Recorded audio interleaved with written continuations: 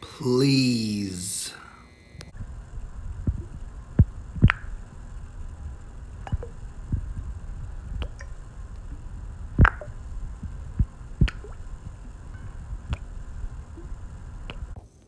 Excuse me.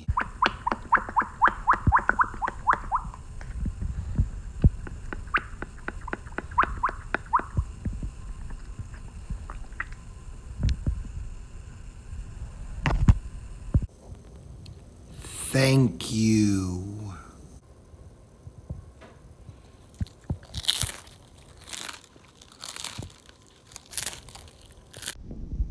Please remember, do not take too many sauces. The sauces are for your benefit, but don't waste them.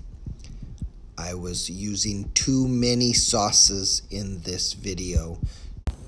Okay guys, so the whole point of this video was to remind you that in the cafeteria and everywhere, it's good citizenship to say please and thank you and excuse me and be polite. So remember, use good citizenship in the cafeteria. Citizenship.